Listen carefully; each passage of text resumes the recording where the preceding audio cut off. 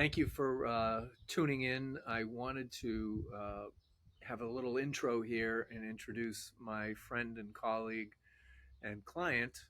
Um, Friend for obvious reasons, colleague because we think along the same lines about things, and so we collaborate in the sense of our minds thinking a lot of the same way. Um, but I am humbly grateful that Mark has taken the time to share his story. We all have a story about how we find our way here because you do have to somehow, a lot of times by accident, find your way here. So, anyway, with no further ado, let's see what transpires during this conversation. Thank you. There we go. Well, hello, and welcome to another Blue Skies and Infinite Possibilities podcast. Today I have the good fortune to have one of my clients on. Mark and I met, what is it, 3 years ago? Is it 3 years ago now? Yeah, at least 3 probably, but yeah, it's gone fast. Yeah. It really has gone fast.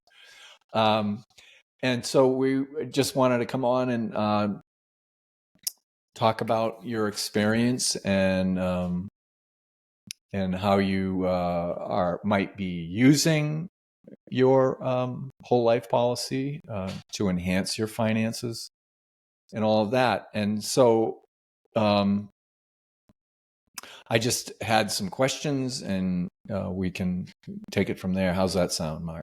Sounds great. I'm glad to be here with you, Ray. Yeah, thank you for doing this, Mark. It's Betcha. great. The first question I have is, before you started this journey, did you have any preconceived perceptions about whole life insurance and how you thought about it? Maybe you could tell us a story about it's an interesting story how you actually came to it. But you must have, I'm guessing because of that story, because I know the story, that you had a little bit of pushback to it in the beginning. Oh, yeah, definitely. My concept of the whole life policy concept and cash values and all that stuff, I did not understand. I had a perverted concept of what that meant. The only thing I knew was term life, basically, and that was from a young age from my parents and their policies that they gave us to us kids. And, what the thinking of your parents sometimes washes down over you. And in this case, luckily that didn't happen. But the whole concept of what we want to talk about today, 4 years ago, I didn't understand and had a misconception of it. But ever since then, it's all changed. Yeah. You want to tell? Do you mind telling the story about how you came to it? You bet. Luckily, I've been blessed with some good kids, and luckily they don't always take their father's advice. But my son Tyler, he was up in college, and he was a senior in college, and he had signed a contract for a company to go work for, and somehow with all that, he called me one day. He goes, "Hey, Dad, we just had these investor guys and life insurance guys come talk to us." He goes, "What do you know about whole life insurance?" I'm like, "It's a trap. It's a gimmick. Run. Don't do nothing with it." That's literally what I said. Wow. And that was like 4.5 years ago. And so we talked a little bit. I tried to explain what I thought I knew, but anyway, long story short, he came home about 3 weeks later, and he brought this book with him. He goes, "Hey, Dad, you need to read this book." And it was Become Your Own Banker by Mr. Nash. Yep. And I forget his first name all of a sudden. Nelson, yes, Nelson Nash. But I looked at it, and I'm like, all right, I'll read it. And that's all he really said. And the following week, I had a flight with work, so I pulled it out on the plane, and I couldn't put the dumb book down, and it literally just blew my mind. I've always been the investment type. I've always done my investing. I've had brokers who thought they were looking for my interest, and I don't trust them, so I trust myself. And so I've taken the classes. I've done everything to be the best investor possible. So I have that concept. But then when I read Mr. Nash's book, it was like light bulbs went off. I'm like, oh, this is crazy. Yeah. So eventually I got back home and I called my son and I said, your dad was wrong, and I thank you. So Oh, that's how I got exposed to the whole concept of whole life policies and what you can use them for. yeah. And how long after you read that book, because in the book he talks about the Nelson Nash Institute. Yep. So you found your way to that, and Well, I'm the type of guy that I just jump on the skateboard and I start going downhill. Once I see something, I'm going. So as soon as whatever, I don't know how long time, but I got back. I figured the best thing to do if I'm reading Mr. Nash's book and he's got the Nash Institute. I mean, I have other insurance agents I've talked to and other ones I know. But if you want to know what a Ferrari drives like, you don't go to a Ford dealership. So, wow, that's a great analogy. so I figured the only one to talk to is somebody who's actually in the Institute to answer some of my questions and to try to educate me. So on the Nelson Nash's Institute's website is where I found there's a search for agents in your area. And I'm in Iowa. So I typed in Iowa and 2 names popped up. So I dialed the first one, didn't know either of them, obviously, and talked to the first guy a little bit and had about a 5-10 minute conversation. And I was like, yeah, okay, I'll try the other guy. So some dude by the name of Raymond Ward answered the phone. Yeah, And yeah, we had like, what, a 15-20 minute talk probably the first time. And I've yeah. been bugging you ever since. I love it. Keep on bugging me. Yeah, education around finances is a two-way street. That none of us know it all, right? Exactly. And to keep an open mind is vitally important, right? I mean, you kept an open mind enough with your son's advice to read this book, and it really isn't a big book, right? I mean, it's No, not a it's big book, easy read. but it's chock full of information that most people don't even realize. Yeah. I Yeah, knew nothing about tree planting and the paper business until I read that book. yes. Yeah, what an analogy to think of how these policies can last for generations upon generations, just like tending to a forest. Yeah. Yeah, yeah. Nope.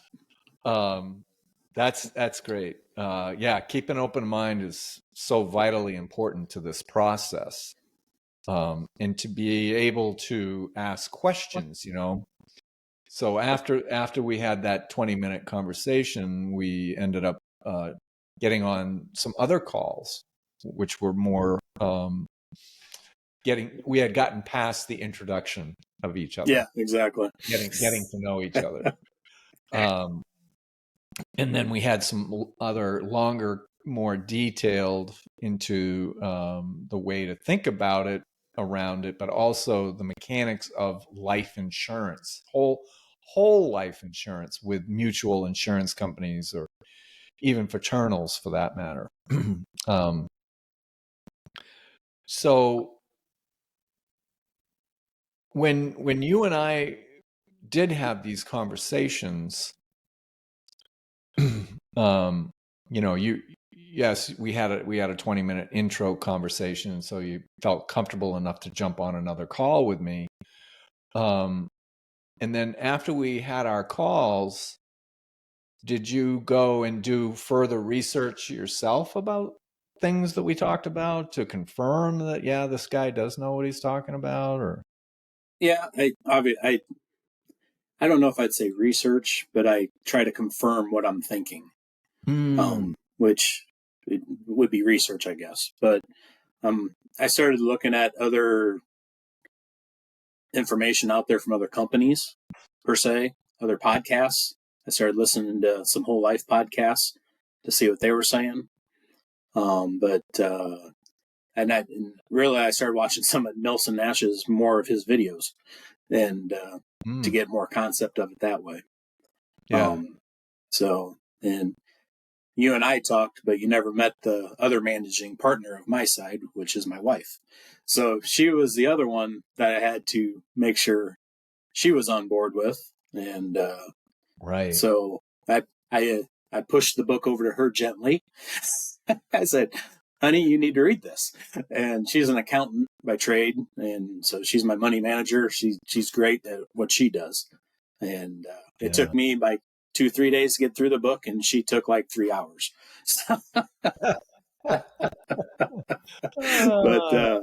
But Nice. once she read it, she was like, "Yep, that makes sense." And she's my great supporter. And she goes, "I understand it. I like the concept, but go for it." So she let me lead the trail. Oh, So nice. that's kind of how we work. Yeah, that is a match made in heaven there. When you're both on board. So during that, we'll call it the research phase. Did you when you were checking out these podcasts, did you run across any naysayers and stuff like that? I mean, maybe you did, maybe you didn't. If you didn't, that's I really no, but I didn't go looking for them. I'm not the one that goes out there and tries to find what people think, because I really don't care. I just know what I know, and I believe what I believe. and I'm kind of I've always my theory for my life has always been rhino up. I've just put my head down and go forward. I heard that at a conference when I was like 20 years old, 30 some years ago, and they said rhino up. And my theory behind that is rhinoceroses technically can't walk backwards; they can only go forward. Whoa. So that's what I was told 30 years ago. That's why I believe. I've never researched that, but that's what I'm going with.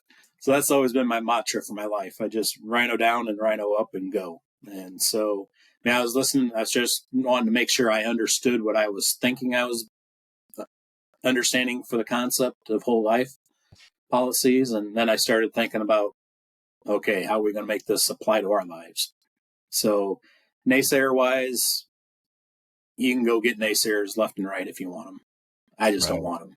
Yeah. So, family and friends are almost always the worst.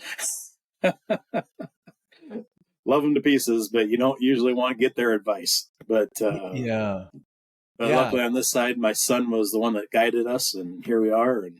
And now my son and I are like super tight, because we talk about all kinds of stuff like this now. So it's just kind of funny how it all works. But yeah, that's great. So that actually brought you guys a little closer. Oh yeah, definitely. That's definitely awesome. Wow, that's a good fringe benefit. Yeah. So I would say, based on what you just said, that you are an independent thinker. Yes. You think for yourself and let everybody go do whatever they're going to do. Pretty much. I think that's a quality that I see in the people that come to this. And even if people think that they are independent, we tend as a society, as a culture, to follow each other. But this is a road less traveled, with lots of great benefits. Is there anything that you remember something that you had to rethink about, becoming your own banker? When I say becoming your own banker, thinking like a banker, um, it's, because this is a different thing in the sense that we are both the banker and the consumer. Yep. Generally speaking, when we go to a bank and take a loan or apply for a loan, you have the banker who provides the loan, and then you have you as the consumer. But in this case, you're both. Exactly. So the thinking around that, were there little hurdles for that kind of way of? Yeah, there was a little bit for me. It wasn't so much about the loan process and thinking of myself as loaning myself and doing my own banking. I kind of took it to the extreme in my head the first time of, well, why do I need credit cards then? Why do I need a debit card? How do I fund my own? And so I was actually trying to think too hard about it. And then I finally came to the realization that no, you actually still need your everyday account to live, to buy your groceries, to buy your Walmart stuff just to survive. And that's not really the concept that I think that Mr. Nash was talking about. You still got to have your pot that you can sustain your everyday life on. But when it comes Yeah, to your savings, when it comes to building your future, when it comes to doing loans and doing big purchases, that's when this really is the vehicle to use.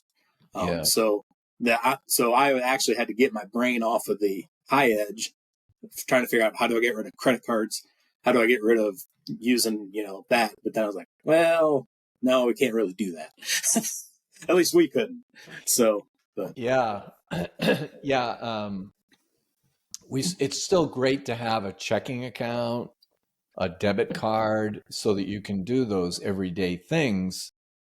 I think Nelson talked about you can get to a point where you can get completely away from it, but it takes, his example was that takes somewhere between 17 to 20 years, where exactly, you exactly. have basically most of your capital inside multiple policies. Yep, And he's taken loans once a year or whatever he was doing, 6 months or a month every month, and he would pay for his everyday expenses yep, with that. But in his paycheck, he would just put the paycheck right back into the policy. and, exactly. and but it took him, I think he says that it took him 17 to 20 Yeah, years. it's quite a while, and that was me. I was wanting to make that happen right now, and so I had to come to the realization that don't happen right now. So, but yes, that is definitely a way to get to even in time. Yeah, in time. So, Yep. yep. Yeah. um so what has becoming your own banker meant for you and Rhonda, in this process of have you used it yet? Yes, twice actually. Um, so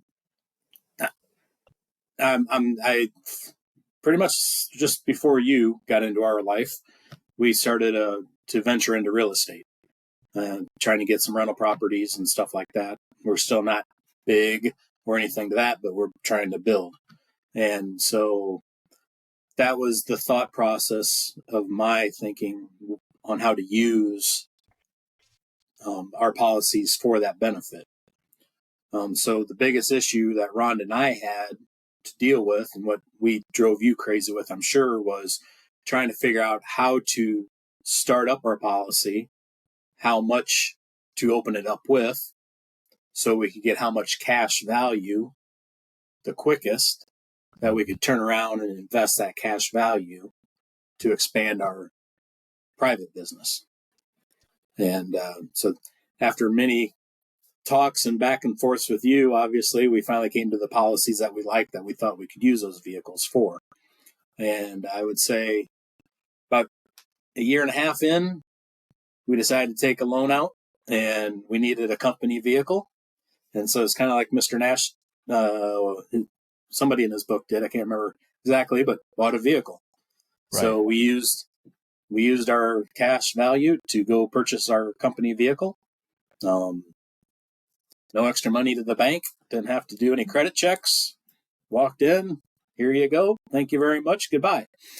And we set that up. And what's important is if you're going to use it as a business, the loan from the life insurance whole life company, ours, is a personal loan. But obviously we want to use it on the business side. So through our CPA, all of our consultants we talked to, we drafted the paperwork and made an actual contract between our personal policy, our company, and made that all official. So now every month our company pays us back just like you would a bank, monthly payments. And then every quarter, we set it up for every quarter. Then we pay back our policy the same amount of money that our company has paid back to us, so we can pay the loan back. Yeah. So awesome. That's structured just like it would have been if you had gone to a bank down the street. Yep. Except brick and mortar. Exactly. Yep. Except they don't get any of my money. What's that? Except they don't get any of my money by all their fees. Yeah. So we set it up just like a normal, everyday auto loan with any financial institute. So you're both the banker and the consumer. Exactly. Yeah. That is awesome. That's precisely how Nelson wanted folks to be using these policies. So what else? I'm just looking through. I had written down some questions, and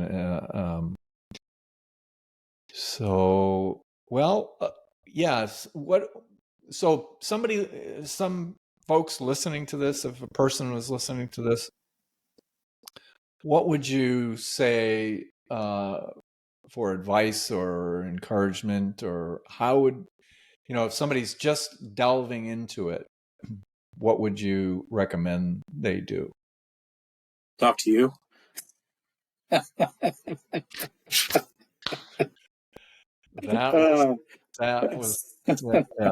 great. Yeah, that's what's in my head when I ask questions. I'm just saying it, but I don't want to preempt it. No, seriously. Yeah, it's all on where their position's at.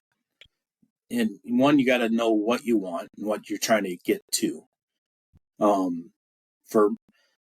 For us, the death benefit side of it isn't that big of a deal to us because God blessed us and our children are actually better than us. So they have made their paths and they're doing great. Score one for the good Lord. But but death benefit is important. However, the cash value side of it for us was the moving factor because we wanted to use it as an extra tool.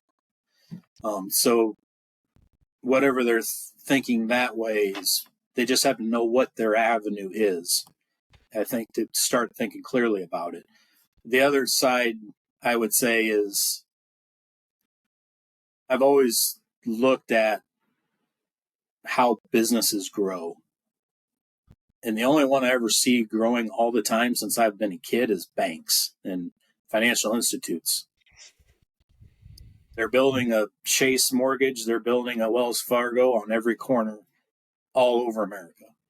Right. And all these other financial institutes. Why are they continually building buildings? Right. Because they're getting money. Yes. And that's when I read Nash's book, How to Become Your Own Banker. That's why it dawned on me. I'm like, this is crazy.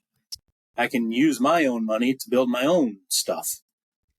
Yeah. I don't have to ask the bank for their money to build my stuff. And then they're making money off me to let me use their money. And and that's how I literally that's what blew my mind. I was like, this isn't, so I guess that would be the one thing to try to open your minds is just they're making money somehow because they're building everything all the time. Yes. And their names are on every stadium and every arena across America. That Right. don't come for free. Right. Yes. Yeah. Yeah. And I like to keep my money. So, but that'd be a starting spot, I think. Yeah. Yeah. Keeping your money in the family for basically forever. Yeah. Because when we all pass on, that death benefit will go to your beneficiaries, and if they have, like, your kids have been taught this, yep, they will then know what to do with that cash. Exactly. It passes to them tax-free, and they, I imagine, are going to go out and buy more life insurance and put that money right back into another policy and do the same thing for their kids, your grandkids, potentially, right? I mean, it's literally that snowball. You start that snowball on the hill, and it just gets bigger and bigger as it keeps going to next generation. So yeah, that's our hope anyway. Yeah, so. yeah. Well, I think this is pretty good here. We what have we been chatting for about 20-25 minutes? Is that, before we close, is there anything that you'd like to just say about it? I would say don't be afraid of something new. Excellent. People get caught up in their circle of life. I'm in that circle of life all the time. And if we're chasing our tails nonstop, trying to figure a way out, sometimes you got to look the other way to figure out how to get out of that circle. And for us, this has been one of those tools for us to do that with. It's a piece of your puzzle. Yeah, exactly. So, of course, do your own research, reach out. There's plenty of ways to get information out there on what the whole life policies can do for you and your families. But like you said at the very beginning, open mind. You got to have that concept. For me, like I said, 4.5 years ago, I thought whole life was like just a complete scam and everything else, and variable annuities and all that stuff. And here I am. Yeah. So, but wish I would have learned this sooner. but life has its ways of going. So it's been a journey, that's for sure. Yeah. I just say that you're talking about how banks are always opening up new branches, or building a new stadium or whatever. Banking is the most powerful business on the planet, and it's happening every day around the globe. Why wouldn't you want to be part of that? Exactly. So anyway, well, Mark, thank you so much for coming on and chatting. And it's always good to see you, Ray. Always a pleasure. Always. You too, sir. Appreciate it. Take care. Until next time. Yes, sir. Goodbye. Bye-bye.